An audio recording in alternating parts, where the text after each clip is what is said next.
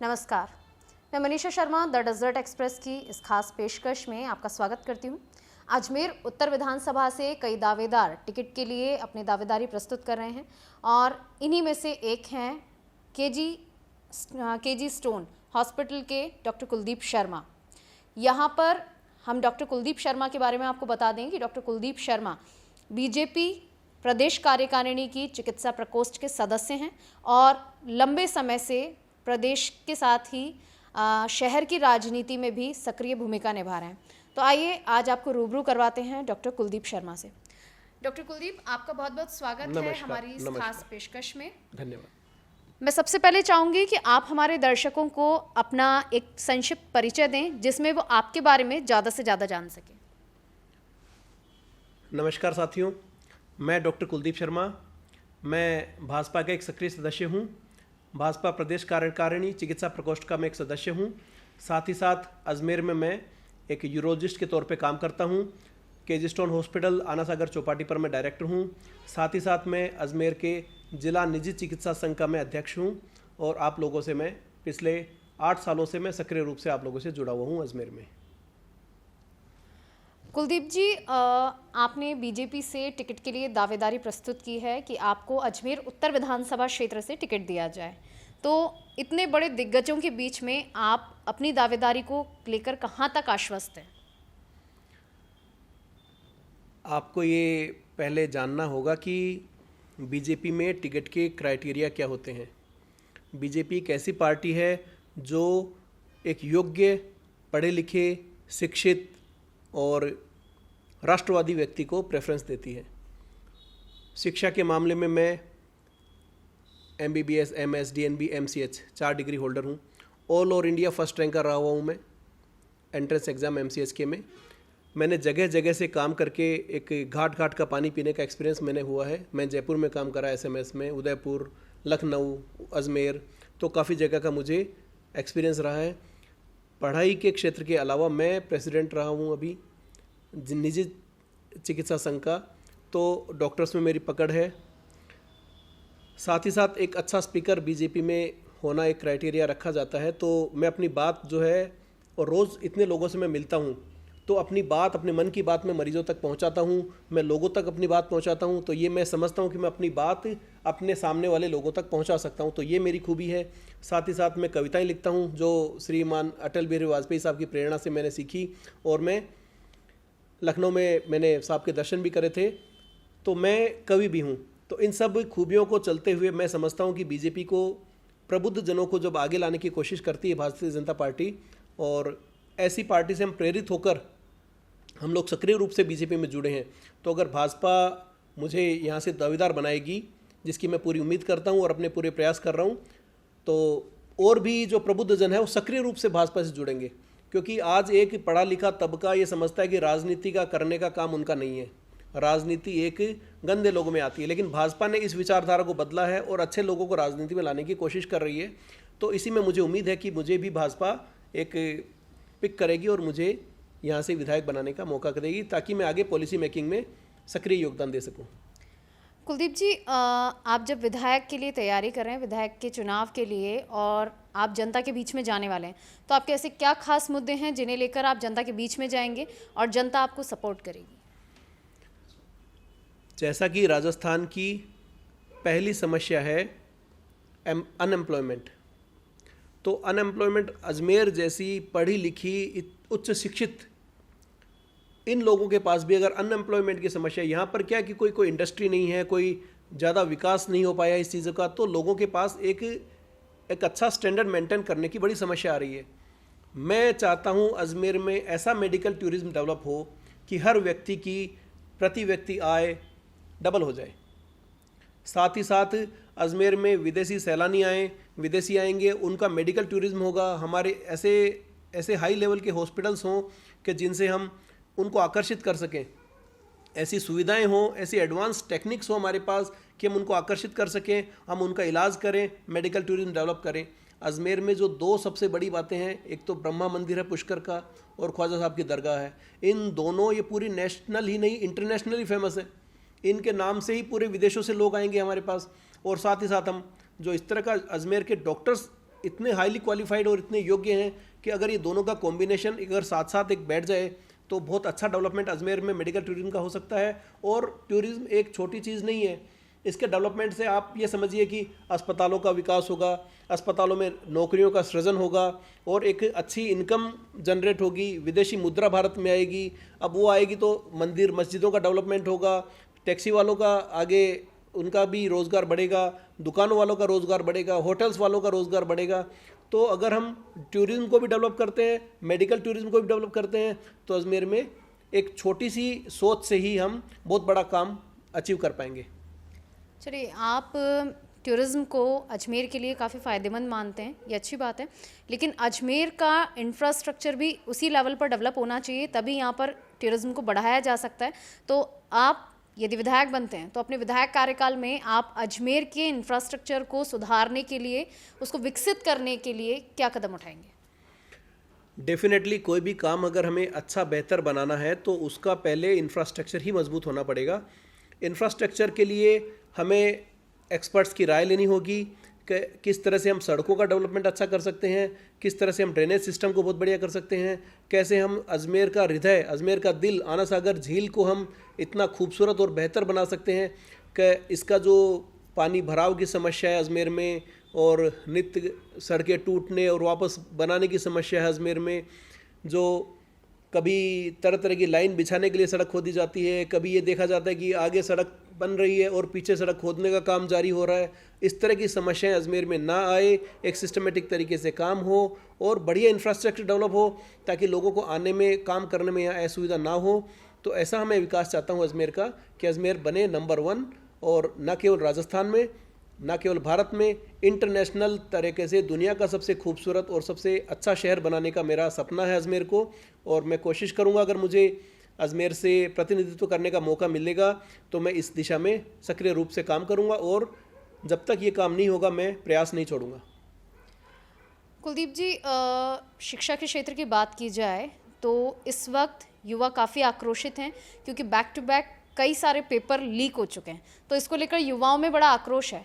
तो आप युवाओं को समर्थन देने के लिए, युवाओं को सहयोग देने के लिए, उन्हें मजबूत बनाने के लिए क्या कदम उठाएंगे? ये बड़ी ही निराशाजनक स्थिति बन रही है कि जहां एग्ज़ाम देने जाओ, चूँकि मैं खुद इतनी एग्ज़ाम्स मैंने दी है, इतने एग्ज़ाम्स क्लियर करके आगे बढ़ा हूँ, तो मुझे खुद को पता है कि कितनी मेहनत करनी पड़ती है आपको एक एक एग्ज़ाम क्लियर करने के लिए। और जब आप वहाँ जाके पता कर रहे हैं, आपने पूरी मेहनत करी, दिन रात आपने मेहनत करी, अपनी पॉकेट मनी बचाई, अपने माता पिता की बड़ी हार्ड अर्न मनी जो है उससे आपने फॉर्म भरे, वहाँ पहुँचे, लटक लटक के बसों में लटक के आप पहुँचे, आपने एग्ज़ाम दी, बढ़िया पेपर हुआ आपका, और अगले दिन खबर आती है कि साहब पेपर लीक हो गया। तो आपकी जो उम्मीद जो धराशायी हो जाती है और जिस तरह की निराशा में आप डूबने की कोशिश कर रहे होते हो उस टाइम पे, और मतलब ऐसा लगता है कि संसार दुनिया ख़त्म हो गई मेरी, जब एक मेहनत कश आदमी के साथ ऐसा होता है। और इस दुख से मैं भली भांति परिचित हूँ। अब आरपीएससी अजमेर में ही है तो मैं कोशिश करूँगा कि उनके जो भी सदस्य होंगे उनसे व्यक्तिगत मुलाकात करूँगा कि इस तरह का जो है ऐसा सिस्टम आए, ऐसा सिस्टम डेवलप हो कि ये जो पेपर लीक है या इस तरह का जो भ्रष्टाचार है इस तरह का ऐसा ना हो पाए, और किसी भी स्टेप पर इसको रोकने की नौबत आई हम पूरी कोशिश करेंगे कि ऐसा हो ही ना, किसी भी युवा को इस तरह से भटकना ना पड़े। देखिए, इस वक्त शहर में जो अपराध हैं उनका ग्राफ भी बढ़ता जा रहा है, तो शहर की जो कानून व्यवस्था है उसको दुरुस्त करने के लिए आपके कदम क्या होंगे? क्योंकि आए दिन यदि देखा जाए तो सिर्फ प्रदेश में नहीं बल्कि हमारे अजमेर शहर में भी महिला उत्पीड़न और बच्चियों से होने वाले दुष्कर्म, इनकी संख्या लगातार बढ़ती जा रही है। तो महिलाओं को आप अपने कार्यकाल में किस तरह से सुरक्षा प्रदान करना चाहेंगे? देखिए, ये बात तो आपने बिल्कुल सही कही है कि राजस्थान में महिलाओं उत्पीड़न के मामले में ये रिकॉर्ड पे रिकॉर्ड बना रहे हैं, और जब सरकार के मंत्री इस बात का विरोध कर रहे हैं तो उनको मंत्री पद तो छोड़िए, उन पे लात घूंसे बरसाए जा रहे हैं। तो ये बड़ी मतलब लॉ एंड ऑर्डर को किस तरह से ध्वस्त होते हुए जनता के सामने मजाक बनते हुए हम देख रहे हैं, और ये बड़ी शर्मनाक कंडीशन आती है कि हमें ऐसी चीज़ होनी ही नहीं चाहिए। ऐसी सिचुएशन मतलब कि कोई परिकल्पना नहीं कर सकता ऐसा भी किसी प्रदेश में हो सकता है क्या? राजस्थान जैसे देश में, वीर भूमि राजस्थान में, और ऐसी कंडीशन आ रही है अजमेर में या पूरे राजस्थान में ही मानिए आप, अगर किसी महिला को इस तरह की सिचुएशन का कभी सामना करना पड़े तो उसके पास एक बटन होना चाहिए, ऐसा अलार्म बटन हो उसके मोबाइल में या किसी भी तरह का, वो बटन दबते ही एक साइलेंसर जो उसकी आवाज़ बीप है वो एक आसपास के एरिया में फैले और साथ ही साथ वहाँ के थाने में तुरंत मैसेज चला जाए कि यहाँ पर कोई महिला को आपकी ज़रूरत है। 2 मिनट में नज़दीकी पुलिस थाने से वहाँ पर बंदे पहुँच जाएं और उस महिला की तुरंत सुरक्षा करें। ये पहला कदम होगा।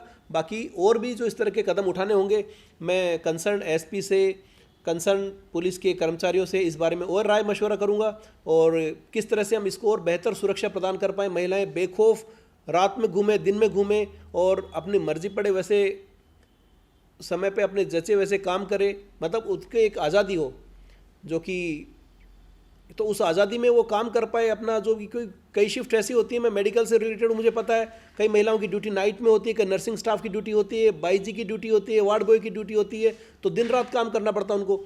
तो उनकी शिफ्ट में जिस तरह से दिक्कत आती है और अगर रात बेरात उनको जाना पड़े तो अपनी सुरक्षा को लेकर ही वो सशंकित होंगी, तो कैसे वो काम कर पाएंगी।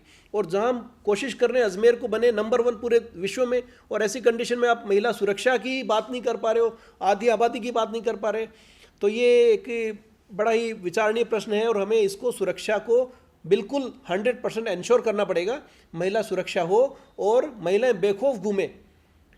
दूसरा मेरा ये रहेगा कि यथा राजा तथा प्रजा, तो चरित्र ही हम ऐसा बनाएं हमारे शहर का, हमारे राज्य का, कि लोगों में संस्कार ही ऐसे हों कि वो महिलाओं की इज्जत करना जाने, महिलाओं का सम्मान करना जाने, तो उनमें इस तरह की गलत भावना ही ना आए कि महिला अपराध के लिए या किसी भी तरह के अपराध के लिए, तो इस तरह की भावनाएं ना आए। उनमें अच्छा हम संस्कार डालें, डेवलपमेंट डालें और एक भय हो उनमें कि अगर कानून व्यवस्था के साथ उल्लंघन किया तो उनका हश्र खराब होने वाला है। ऐसी सिचुएशन मैं चाहता हूँ और बिल्कुल स्मूथली सिस्टम चले, ऐसा मेरा प्रयास रहेगा। कुलदीप जी, अभी कुछ समय पहले जो अजमेर में हालात बने थे और ये माना जा रहा था कि अजमेर में भी हिंदू मुस्लिम एकता खतरे में आ गई थी, और भारतीय जनता पार्टी पर यदा कदा आरोप लगते रहते हैं कि भारतीय जनता पार्टी हिंदुत्व को बढ़ावा दे रही है, भगवा हिंदुत्व को बढ़ावा दे रही है और धर्म विशेष को नज़रअंदाज किया जा रहा है। आपको लगता है ऐसा कोई सिचुएशन अजमेर के अंदर है? देखिए, जैसे कि मैं खुद एक चिकित्सक हूँ, चिकित्सक की कुर्सी पर बैठकर न कभी हम कोई धर्म को देखते हैं, न कभी कोई जाति को देखते हैं। हर व्यक्ति, और मैं तो सर्जन हूँ, मैं तो हर आदमी को पेट खोल के अंदर से देखा है, हर आदमी की किडनी अंदर से देखी है, तो हर आदमी के अंदर सेम होता है, सब कुछ सेम टू सेम, सब कुछ सेम, और सब हमारे भाई बंधु हैं। तो मैं कैसे विभेद कर सकता हूँ किसी व्यक्ति में, कोई धर्म के और जाति के आधार पे? संभव ही नहीं है ये बात। और दूसरी बात, ऐसा ही हमारे शीर्ष नेतृत्व भी नहीं करते। हमारे मोदी जी जो हैं, उन्होंने सबका साथ सबका विकास करने की जो प्रेरणा ले रखी है और उस दिशा में जो काम करते हैं, और ये बात भी तय है कि अगर घर में 4 आदमी हैं, ये एक कॉमन सेंस की बात है, 4 आदमी है, चारों लोग अगर कमा रहे हैं तो घर की आर्थिक हालत बढ़िया होगी। 4 में से अगर 2 आदमी को आपने पीछे कर दिया और 2 आदमी कितने ही अच्छा काम कर ले तो घर की आर्थिक हालत उतनी बढ़िया नहीं होगी। तो ज़रूरत क्या है कि हर पीछे से पीछे छुपा हुआ बंदा, हर पिछड़े से पिछड़ा आदमी, हर बैकवर्ड से बैकवर्ड आदमी वो काम करे, अपनी मेन स्ट्रीम में आए और अपने प्रयास करे, तभी देश का समग्र विकास हो पाएगा। और जब तक समग्र विकास नहीं होगा, जब तक सबका विकास नहीं हो पाएगा और देश आगे नहीं बढ़ पाएगा। तो किसी को छोड़ना या पीछे करने की तो भावना भाजपा की रही नहीं है, और भाजपा सबको साथ लेकर चलने की कोशिश करती है। इन थ्योरीज के साथ ही तो हमारे जैसे लोग भाजपा में सक्रिय रूप से जुड़े हैं, नहीं तो आज को लोग कहते हैं पॉलिटिक्स से गंदा काम है, और हमारे जैसे लोग जो ऐसे प्रोफेशन वाले हैं वो सक्रिय रूप से क्यों इस पार्टी से जुड़े हैं? क्योंकि हमें लगता है कि ये पार्टी जो देश को आगे बढ़ाने का काम कर रही है, देश के डेवलपमेंट के लिए काम कर रही है, एक राष्ट्रवादी पार्टी है और सबको साथ लेकर सबका विकास करने की पार्टी है। अगर कोई कानून व्यवस्था तोड़ता है तो ये पार्टी सबसे नाराज़ उसी व्यक्ति से है जो कानून व्यवस्था तोड़ेगा। ये तो होना चाहिए, गलत कहाँ है इसमें? कुलदीप जी, देखिए, अभी जैसा अजमेर उत्तर विधानसभा क्षेत्र के अंदर हुआ है, एनजीटी ने पाथवे और 7 वंडर्स पार्क को तोड़ने का आदेश जारी कर दिया है। आना सागर झील जो अजमेर का हृदय मानी जाती है, इस झील के चारों तरफ अतिक्रमण इतना हो गया है कि 1975 के बाद से जो 12 मील तक फैली हुई झील थी वो 13 किलोमीटर की परिधि में सिमटी, और अब अतिक्रमण के चलते ये 3 किलोमीटर की परिधि में सिमट कर रह गई है। पाथवे और 7 वंडर्स तोड़ने के आदेश जारी हो चुके हैं, लेकिन कहीं ना कहीं भूमाफिया अपने अतिक्रमण को बचाने के लिए सक्रिय होंगे, वापस सिर उठाएंगे। तो आप उनको रोकने के लिए क्या रणनीति अपनाएंगे? देखिए, जब कोई चीज़ समस्या 1975 से लेके आज 2025 50 साल हो गए, तो उसका फैसला हम 2 मिनट में कैसे करें? अब मैं ये कहना चाहता हूँ कि न तो एक अच्छा मैनेजमेंट क्या होता है कि हम टेबल पर बैठकर उसके बारे में फाइनल डिस्कशन करें, ऐसा स्टेप लें जिससे वापस रिवर्ट बैक ना करना पड़े, वापस ना उठाना पड़े आपको अपनी कदम को। तो कोई भी काम करने से पहले 10 बार सोचना है। आना सागर अजमेर का हृदय है और इसको आप जल्दीबाजी में आपके अपने खुद के निजी स्वार्थ के चलते या अपनी खुद की पॉलिसी के चलते आप गलत काम करने की सोच भी नहीं सकते, क्योंकि आना सागर झील हृदय है अजमेर का और पूरा इस अजमेर को दुनिया का सबसे खूबसूरत शहर बनाने में आना सागर झील का सबसे बड़ा योगदान रहने वाला है। तो क्या चाहिए, हमें बढ़िया से बढ़िया आर्किटेक्ट्स, बढ़िया से बढ़िया इंजीनियर्स की टीम बना के और उसमें हमें डिस्कस करना चाहिए कि किस तरह से हम ऐसा काम करें कि किसी का नुकसान भी ना हो और हम किस तरह से इसको बेहतर भी बना सकें। क्योंकि अगर आनंद फानंद में अगर पाथवे बना दिए गए हैं और आनंद फानंद में तोड़ दिए गए हैं तो ये तो कितना हमारे देश की मुद्रा का नुकसान हुआ है। तो पहली बात तो बनाने से पहले अगर अब ये गलत है तो उसको पहले सोचना चाहिए हमें कि साहब इसको बनाया जाए कि नहीं बनाया जाए। अब तोड़ने की बातें कर रहे हैं तो उसके पहले भी 100 बार सोचना चाहिए कि इसको तोड़े कि नहीं तोड़े और हम क्या ऐसा कर सकते हैं। हम घर भी बनाते हैं अगर, या कहीं कोई सेंटेंस भी बोल रहे हैं, अगर सेंटेंस में गलत शब्द आ जाता है तो हमें सेंटेंस काट के वापस नहीं बोलना होता है, हम उसको कैसे करेक्ट कर सकते हैं ऐसी कोशिश करनी चाहिए। सिमिलरली हमारे घर बन रहे हैं, अगर कहीं कोई थोड़ा बहुत डिफेक्ट आ गया तो उसको हम कैसे उसके आर्किटेक्ट से, इंजीनियर से बात करके उसको कैसे बेहतर बना सकते हैं, उस चीज़ को कैसे सदुपयोग कर सकते हैं। ऐसे ही हमें आना सागर झील के साथ करना होगा। हमें एक्सपर्ट्स की टीम बनानी होगी और उन एक्सपर्ट्स की आराम से राय लेनी होगी। उस टीम में सब लोग हों, अच्छे वेल एजुकेटेड लोग हों, अच्छे शिक्षित और सभी फील्ड के लोग हों, उसमें पब्लिक भी हो और उसमें जो स्टेक होल्डर्स हैं, जो आसपास में जिनके घर हैं या जिनके मॉल्स हैं, वो सब लोग उनकी सहमति लें और ऐसा काम करें कि सबका बढ़िया काम हो जाए, आना सागर का पानी इतना सुंदर और साफ़ हो जाए। और मेरी मन की इच्छा ये है कि नीले पानी की आना सागर झील हो और उसमें डॉल्फिन कूदती मुझे दिखाई दे। तो ये मेरा सपना है, ये मैं इसको पूरा करने की कोशिश करूँगा। कुलदीप जी, वर्तमान विधायक हैं वासुदेव देवनानी जी, 76 की उम्र तक आ चुके हैं, वर्षों से राजनीति कर रहे हैं और अब जब बात की जा रही है इस बार के विधानसभा चुनाव में तो उनके एज फैक्टर को सबसे ज़्यादा हाईलाइट किया जा रहा है। कई जो उम्मीदवार हैं उनका कहना है कि अब विधायक वासुदेव देवनानी जी की उम्र हो गई है, पार्टी उन्हें कोई अन्य पद दे दे, लेकिन टिकट के मामले में वो उनके साथ नहीं है कि वासुदेव देवनानी को इस बार टिकट मिलना चाहिए। अगर संक्षिप्त में कहा जाए तो देवनानी हटाओ की नीति जो है वो चल रही है, आप इस नीति से कितने सहमत हैं? देखिए, देवनानी जी भाजपा के एक वरिष्ठ कार्यकर्ता रहे हैं, हमारे नेता रहे हैं। देवनानी साहब को जो अनुभव मिला है, राजनीतिक अनुभव मिला है और जो संगठन का अनुभव मिला है, देवनानी साहब को उनके कद को देखते हुए एमएलए की जो पोस्ट है उनके लिए बहुत छोटी है।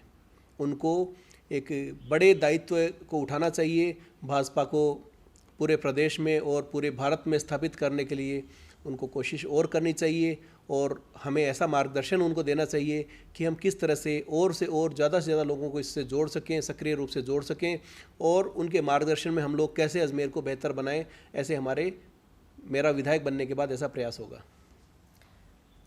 चलिए, आप इतने सकारात्मक विचार रखते हैं, एक सवाल मैं आपसे ये पूछना चाहूँगी कि अगर पार्टी की तरफ से आपको टिकट नहीं दिया जाता है तब आपका स्टैंड क्या होगा? देखिए, मैं डॉक्टर हूँ, रोज़ लोगों की सेवाएं कर रहा हूँ।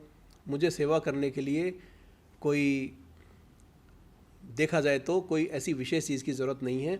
मेरे हाथ में ही भगवान ने मेरा पेशा ही ऐसा दिया है कि मैं रोज़ अपना काम कर सकूं, सेवा कर सकूं। भारतीय जनता पार्टी से मेरा जुड़ाव इसलिए है क्योंकि मेरी जो फिलोसॉफी है, मुझे जो लगता है कि देश को आगे बढ़ाने का काम भारतीय जनता पार्टी कर रही है, तो मैं उसका एक सिपाही अपने आप को समझता हूँ और मैं कोशिश उसके लिए कर रहा हूँ। अगर मुझे भारतीय जनता पार्टी टिकट नहीं देती है, मुझे योग्य नहीं समझती है, तो मैं अपने आप को और इम्प्रूव करूँगा। आज चुनाव जाएगा तो कल फिर आएगा, MP का चुनाव आएगा, और अगर मुझे भारतीय जनता पार्टी इस लायक समझती है कि मुझे कोई जिम्मेदारी देगी तो मैं उस जिम्मेदारी को पूरे प्रयास करके अच्छे से अच्छा निभाऊंगा। मुझे लगता नहीं कि मेरी योग्यता और मेरे काम को देखते हुए भारतीय जनता पार्टी मेरे जैसे व्यक्ति को मना करेगी। मुझे उम्मीद है कि भारतीय जनता पार्टी मुझे कोयले की खदान में अगर हीरा है उसको तराश के और अधिक कोहिनूर बनाने की कोशिश करेगी। तो मैं ये उम्मीद करता हूँ भारतीय जनता पार्टी के शीर्ष नेतृत्व से कि मुझे टिकट दें और मैं अपना जी जान। अब ये भी समझिए, मेरा इतने साल का मेडिकल करियर, इतने सालों मैंने पढ़ाई करके बिताई, इतनी डिग्रियां ली मैंने, उतनी प्रैक्टिस करी, आज मैं प्रैक्टिस में भी अपने टॉप पे हूँ। मैं ऐसा नहीं हूँ कि एक डॉक्टर है जिसकी प्रैक्टिस नहीं चल रही और नेतागिरी में आ गया, ऐसा नहीं है। मैं टॉप पे हूँ अपनी प्रैक्टिस में, मुझे दोपहर का भोजन करने का समय नहीं मिलता, रोज़ परिवार से बातें होती है कि आप खाना खाने नहीं आ रहे हो, खाना नहीं खा रहे हो। तो इसके बावजूद अगर मैं सक्रिय रूप से राजनीति से जुड़ना चाहता हूँ, इसका मतलब मेरे मन में कुछ तो है, मैं कुछ तो अच्छा करना चाहता हूँ। बाकी मैं अच्छा अर्निंग डॉक्टर हूँ, अच्छा रेपुटेशन वाला डॉक्टर हूँ, मुझे रोज़ यश, धर्म और अर्थ, पैसे, कहीं पे मुझे कोई कमी नहीं आ रही है। लेकिन फिर भी मैं अगर सक्रिय रूप से राजनीति में जुड़ना चाह रहा हूँ, इसका मतलब मैं कुछ अच्छा करने के लिए ही इस फील्ड में आना चाहता हूँ, और पैसे कमाने के लिए मेरे पास और भी बहुत तरीके हैं। तो ये थी खास मुलाकात डॉक्टर कुलदीप शर्मा के साथ में। डॉक्टर कुलदीप शर्मा जिन्होंने मेडिकल टूरिज्म को डेवलप करने की बात कही है, जो अजमेर में मेडिकल टूरिज्म को डेवलप करना चाहते हैं। ये सब जानते हैं कि जब भी टूरिज्म का सेक्टर कहीं पर आता है तो ये अपने साथ में काफ़ी रोज़गार लेकर आता है। तो ये नई चीज़ डॉक्टर कुलदीप शर्मा कहते हैं कि वो अजमेर में यदि विधायक बनते हैं, अजमेर उत्तर विधानसभा क्षेत्र से उन्हें पार्टी मौका देती है, तो वो अजमेर में मेडिकल टूरिज्म डेवलप करना चाहेंगे। तो इसी उम्मीद के साथ में कि इनके कार्यकाल में अजमेर में डेवलपमेंट होगा, ये जनता से समर्थन की उम्मीद चाहते हैं। मैं Manisha Sharma, the Desert Express के साथ।